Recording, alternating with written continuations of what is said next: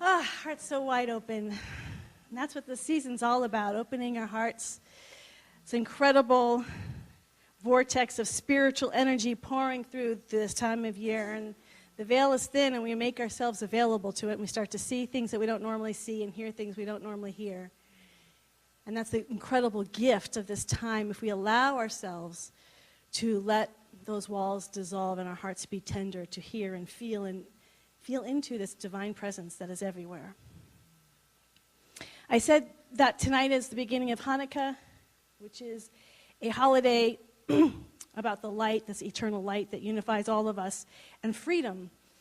And this Saturday is Bodhi Day, which is about celebrating Buddha's enlightenment. These are about freedom. The idea that when we're on our spiritual path, we become more and more free. The burdens start to fall away. The old things that hold us begin to dissolve.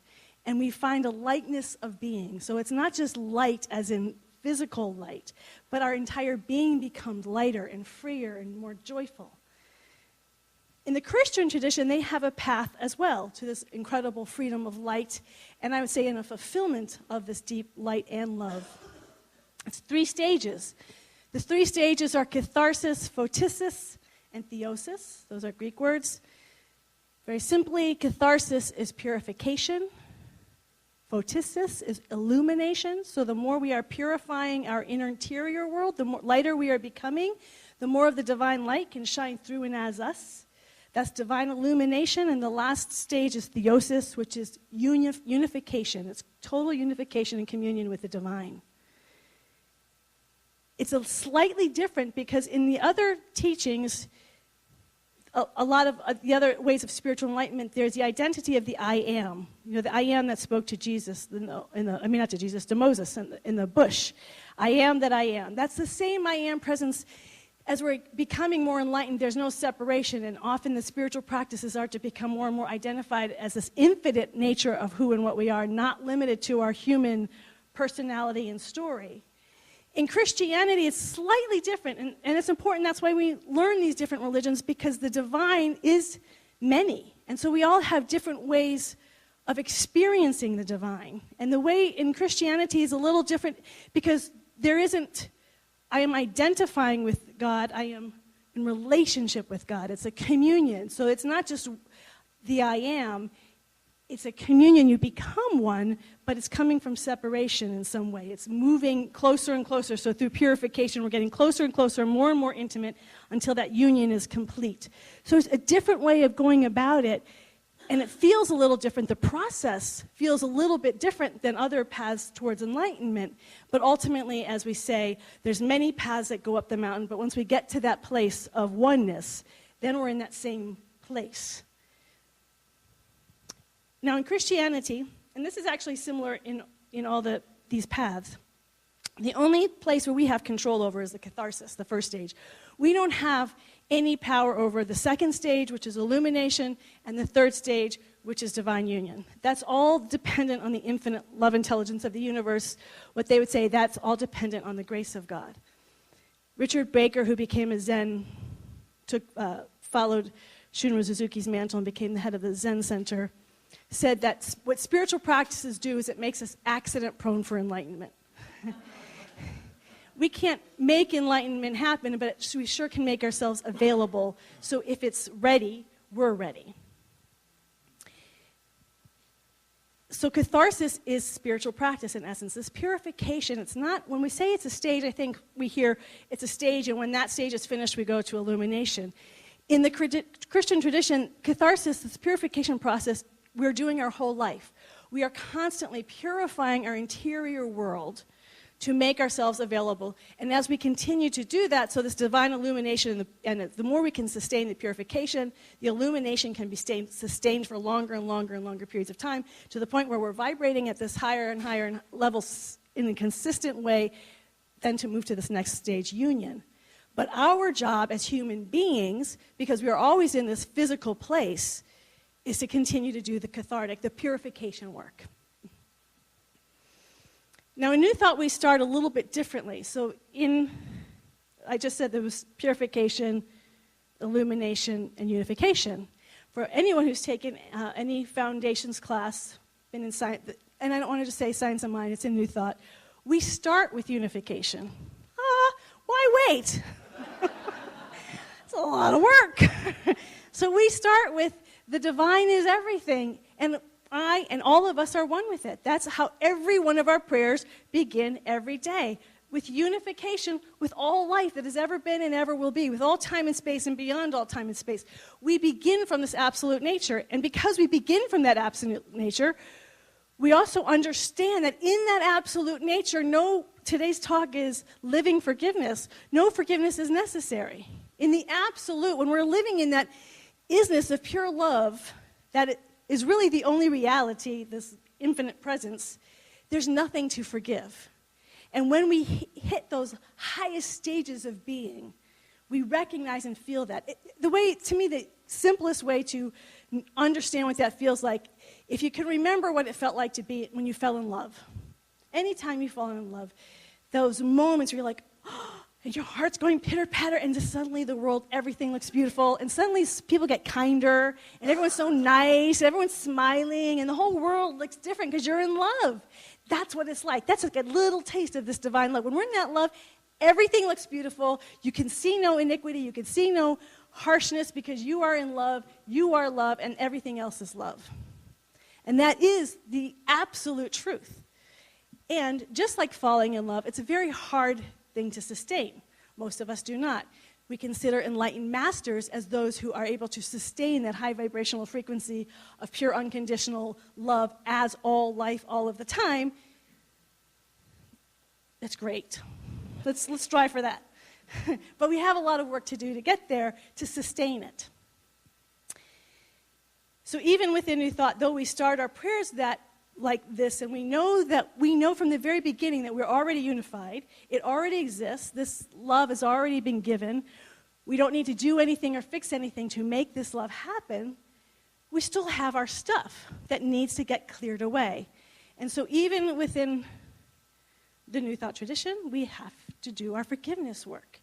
And so I was thinking about the forgiveness work and giving this talk, and I thought, well, I want to hear, it's always great to hear great stories. So I thought, well, I'll look up TED Talks on forgiveness, I'll look up stories on forgiveness. There are so many. And I was just amazed at so many talks on forgiveness, so many readings on forgiveness, so many stories of forgiveness. And I wanted to find like that one really special one that grabs at your heart. And then as I was sort of being amazed at the abundance of it, I thought the best story is our own stories. That my bet, I would give 100% that everyone in this room knows what it's like to forgive somebody. There's just been one moment in your life where you've held on, you've been angry at somebody, you've been hurt by somebody, or you can be angry and hurt or hurt. Someone has done something to you or to somebody that you love, and you've been angry with it, and you, through whatever your process is to forgive them, you have completely forgiven them, and you feel the lightness of being. Has everyone experienced that at least once in your life, where through that forgiveness process that you have done, suddenly you feel that lightness of being? You don't feel the heaviness. So that's why we love the forgiveness stories, because we resonate with them. We know, we remember, oh, it feels so good to live in that forgiven state. It takes away the burden from us. We're the ones who are imprisoned by our own anger, by our own righteousness, our own, they deserve to be punished, that our hearts are constricted. So as I was being with it, I thought, well, I don't think I need to convince us that forgiveness is good. I think everybody here knows. I think we just have to remember that forgiveness is a much more joyful way to live. As we're looking at our spiritual journey, it is about this enlightenment or union or becoming freer and freer, lighter and lighter, more and more joy, that there's just no way to do it without this wonderful tool of forgiveness, this practice of forgiveness. I don't even want to call it a tool. It's a practice. It's a way of life. Prior to Jesus, the Old Testament, certainly in Hinduism and Buddhism, there's this law of karma. As you sow, so shall you reap. We may even notice that we still do it today, even though these are old ideas. We still they're going to get theirs. We see people doing things that we don't agree with,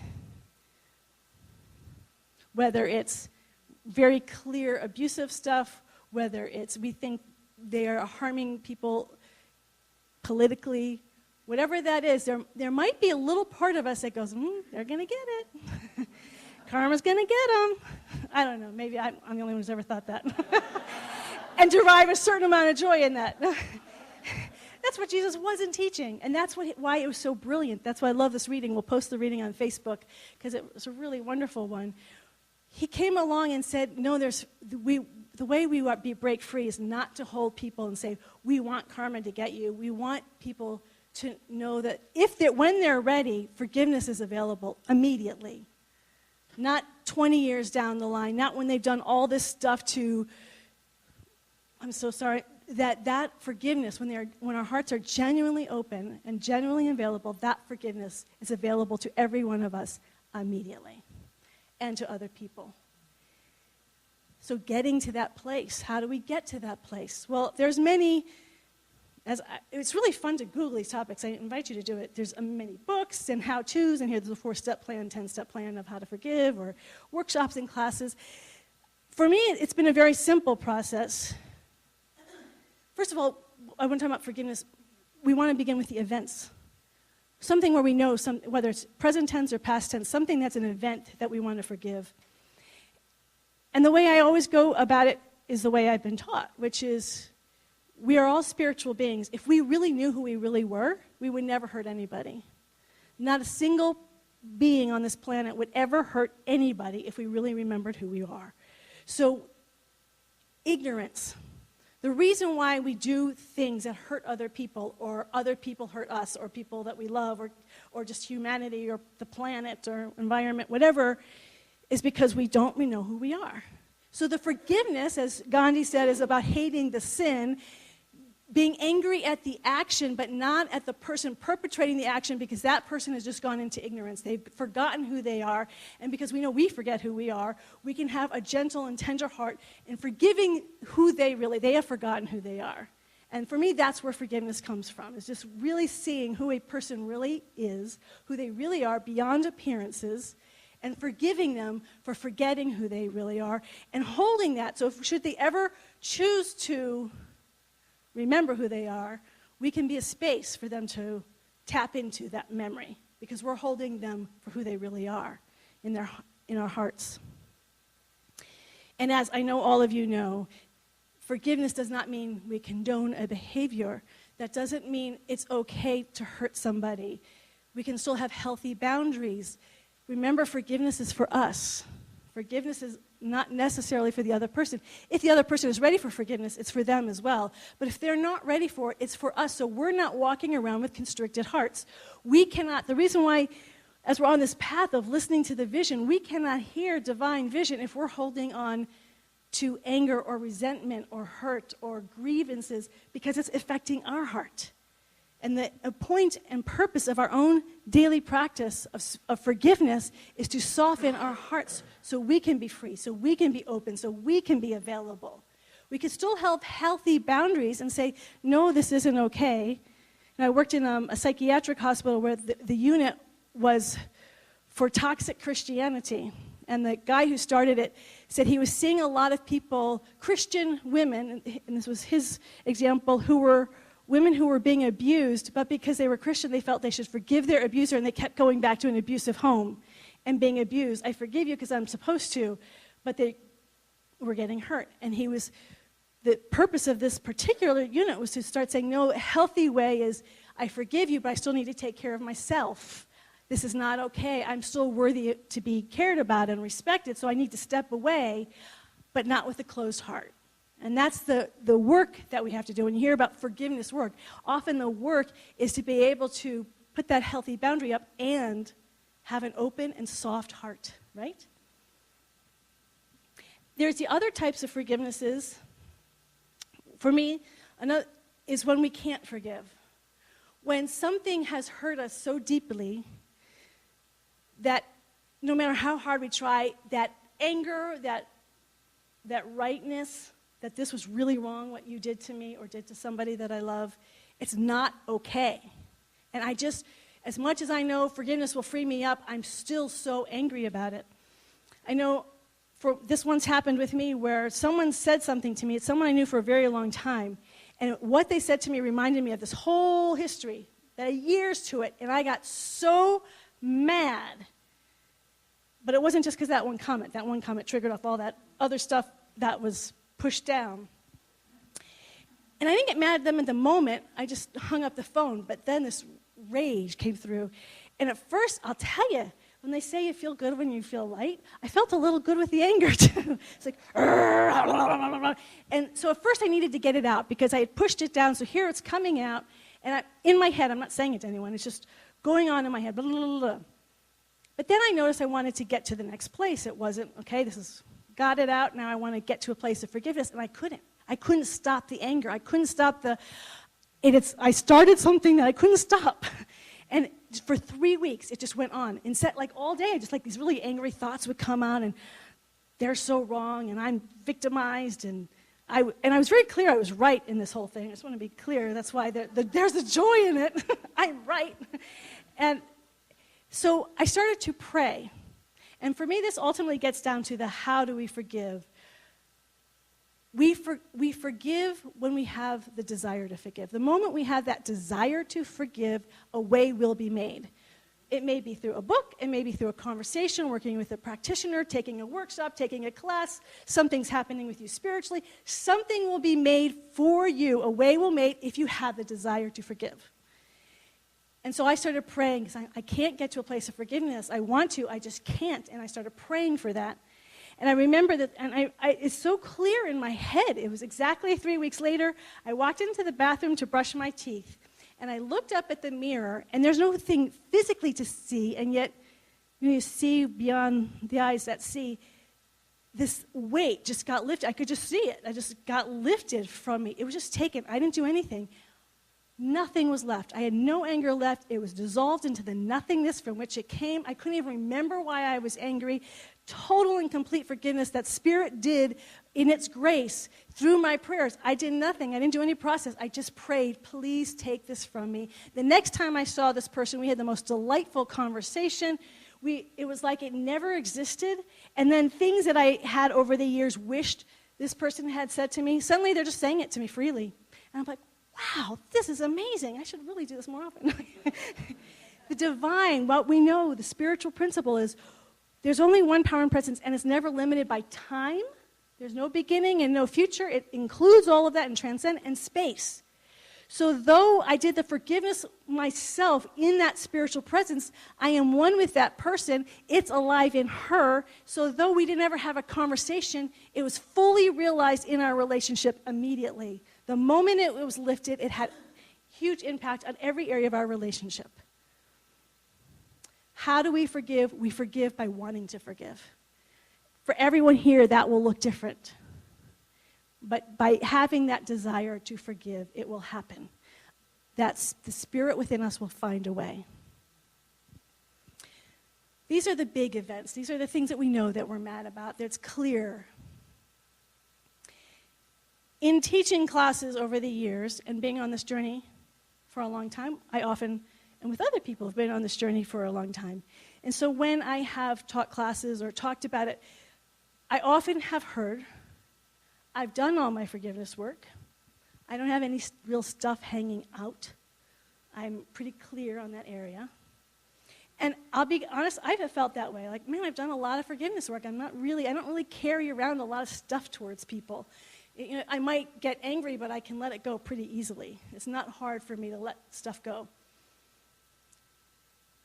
Somewhere in the last year, and I'm not sure what made me do it, I started doing the Lord's Prayer, not on a regular basis, just when it hit me, and I have rewritten it in my own head. So the way I say the Lord's Prayer, and for those of you who aren't Christian, the Lord's Prayer is a prayer that Jesus, when people said, how do we pray, Jesus said the Lord's Prayer. He said, this is how to pray. So I have just rewritten it so it speaks to me, to my soul. So I say, my Mother, Father God, who is heaven, holy is your name, your kingdom come, your will is done in me as it is in heaven. Give me this day my daily sustenance. Please give me this day my daily sustenance. And forgive me my debts, my trespasses, my limitations, my bad habits, as I forgive others their debts, their trespasses, their limitations, their bad habits. And leave us not in temptation, but deliver us from evil, from separation, from ignorance. For yours is the kingdom and the power and the glory forever. You know, and I would say it fills me. So somewhere along the way this past year, I thought, I think I'm going to start saying this prayer every day. So I've begun saying the prayer every day, and it's had its way with me. And the part that's really had its way with me is forgive me for my debts, my trespasses, my limitations, my bad habits, as I forgive others for their debts, their trespasses, their limitations, their bad habits.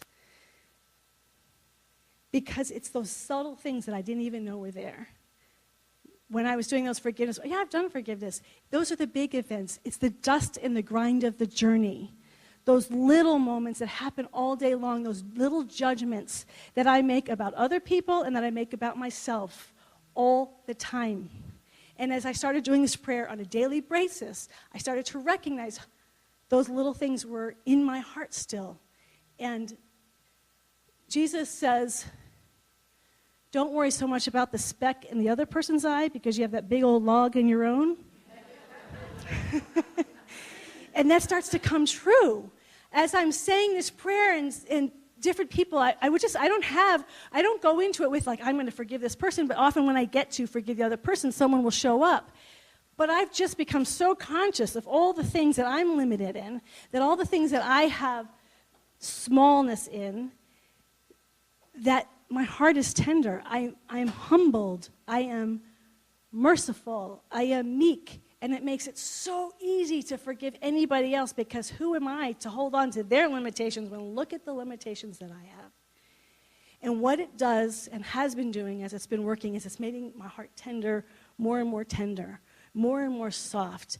I feel a love that keeps coming that I can't explain. This past week, as many of you know, I like to journal to Jesus. I don't care if it's real or not. It's my imagination. I'm allowed to have it. And I'm journaling. But suddenly, his presence was so alive, sitting there with me. And the love was so profound. And something came forth that surprised me. And this is old. Was not raised this way, but I know this is old Christian teaching. As I'm feeling the love, I just couldn't stop crying. It was good crying. It's this love that just starts pouring, and I'm just sobbing. And I found myself saying in the midst of that, please forgive me, please forgive me, please forgive me. And it's not beating yourself forgiveness. The human mind, when we take a teaching, I love Houston Smith's quote, the problem with world's religions is people. The human mind will take that, we think we're suffering, we're bad, we're evil, and you have to go around. That's not what it was. In the forgive me, it was just the recognition of how limited I am as a human being, how I can never be this divine love as a human being. I cannot rely on my own human personality to love in the way that God loves. And for any part of me thinks that I can, forgive me. It's not I, but the Mother, Father, God within. I am of myself, I am nothing. Those are not things to beat ourselves up with, but it's this incredible, tender, humble openness that there's a joy in it and a humility in it all at the same time.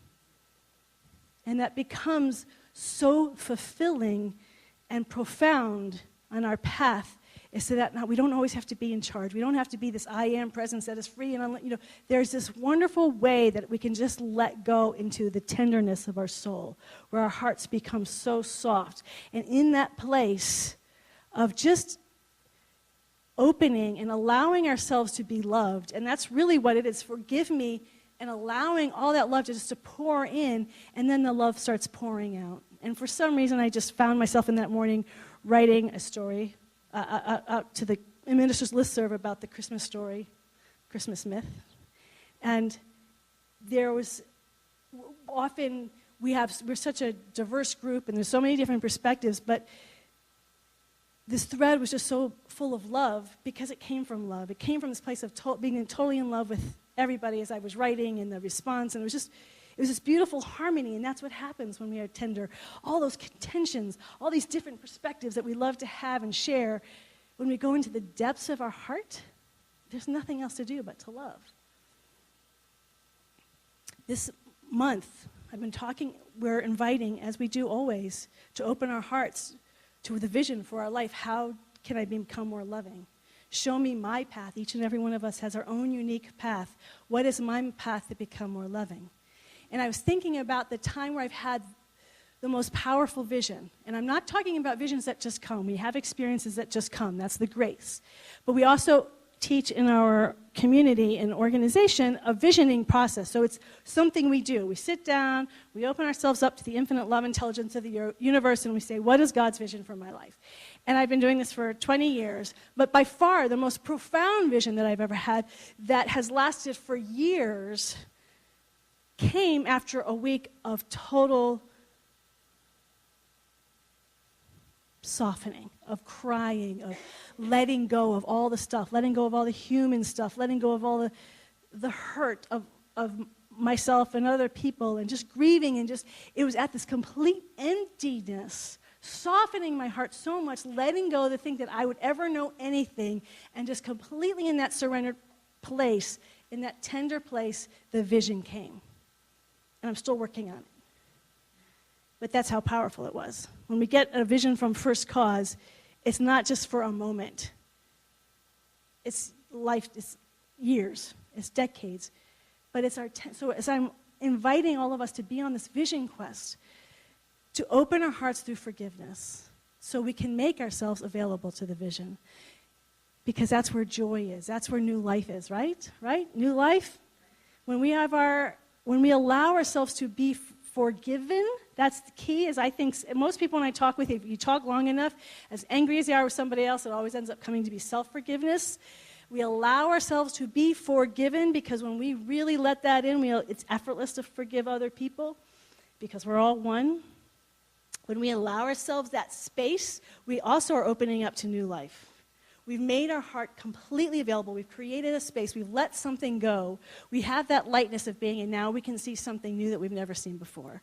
So my invitation this week is to look at, there's big events, of course. There's things that you really know you need to do forgiveness work, but also that daily forgiveness work. The dust and the grit of the journey, those little things, those little conversations, those little comments, those little thoughts you have in your head. How are you dealing with that? Do you have a practice of forgiveness in your own life, on your spiritual path, in a way that works for you, that's specific to you, to allow ourselves to move into that tenderness for ourselves?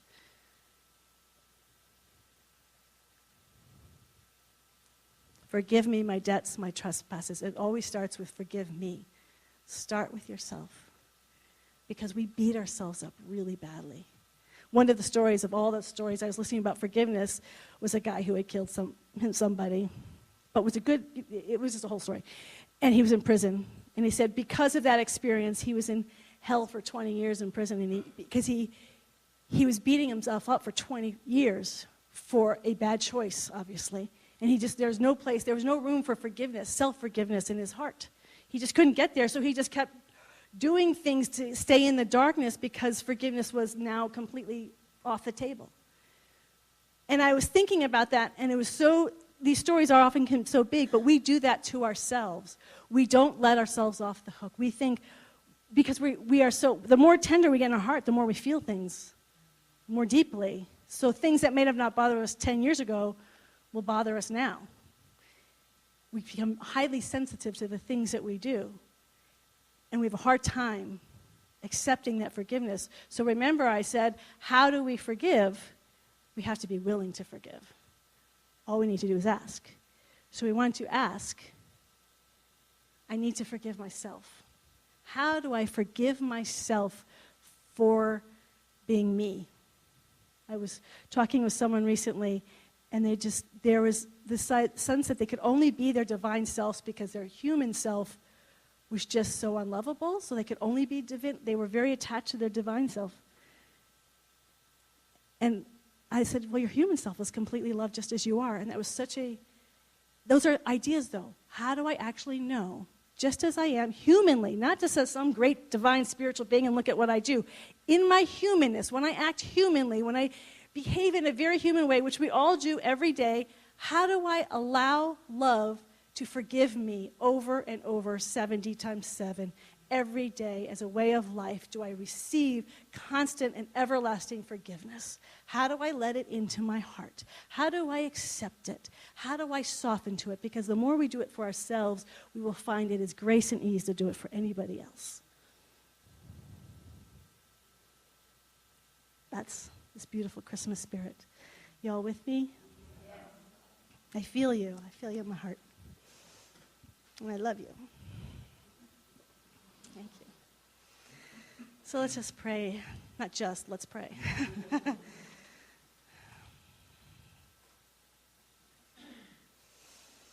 And so we open our hearts here and now to this incredible and extraordinary love intelligence of the universe. Nothing that we could ever humanly describe. It's impossible to describe by words. And yet these words point to something that we've often experienced when we have fallen in love with a child, with an animal, with a partner. We feel love for our family, for our community members. Any moment when we're falling in love, that just nature, that opening of our heart. We know divine love when we have those moments where our heart just opens and melts and allows in this external person, being, nature, experience, situation. We just allow them fully into our heart. Our heart is soft and tender. That is God's love. That is the divinity of love. And what is amazing is that love is available to us at every moment in time and space that has ever existed in our life. That incredible purity, that incredible light, that incredible power of love is available to us right now in this room. Is available to all life. And so how grateful I am to know that we are this love. We are one with this love, that we are communing in, through, and as this love. We feel our connection, our relationship with this love.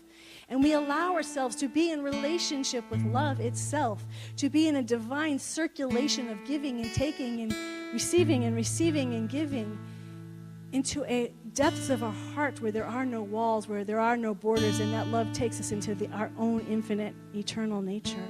And that is happening in every moment in time and space with every breath that we take when we allow ourselves to let this love into our life. When we experience this love, it is the greatest joy, it is the greatest freedom. Everything is beautiful, everything is harmonious, and we are so grateful to know that we are available to this love even now. Any places within our own being, anything from the past that is needing to be forgiven, is even now we are inviting that forgiveness, that way to forgive into our hearts. The way and the path for us to be in that forgiving energy. Anything that is happening now in our life that is calling forth for forgiveness, we open our hearts and we say we are willing to forgive. If we don't know how to forgive, that's okay. We are just willing to be a space for that forgiveness to happen. Right here and right now, we allow that forgiveness of the dust and the grit of the journey, of all our little human comments and moments and all those things that we do that we wish we never did, and yet we do it day after day. We allow the divine love to forgive us over and over and over and over, 70 times 7 as a way of life. We allow our hearts to be tender and open and available. And as we do this, we allow that beautiful tenderness and love and forgiveness to happen for all our brothers and sisters, plant life, animal life, all cosmos and creation.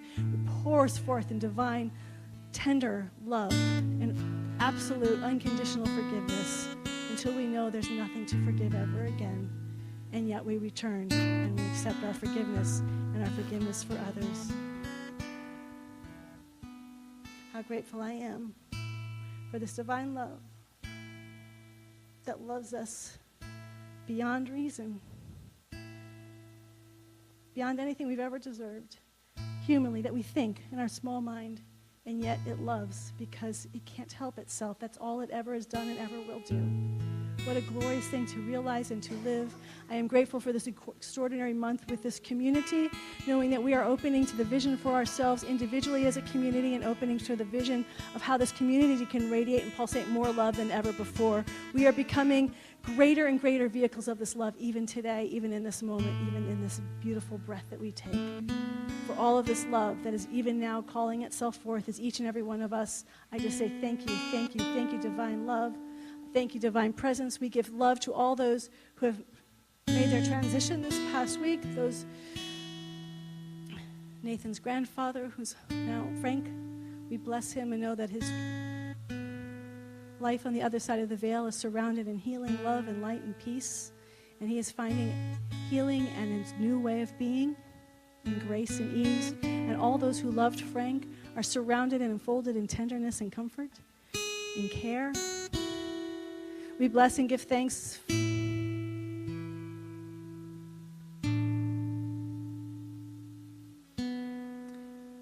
for Nora.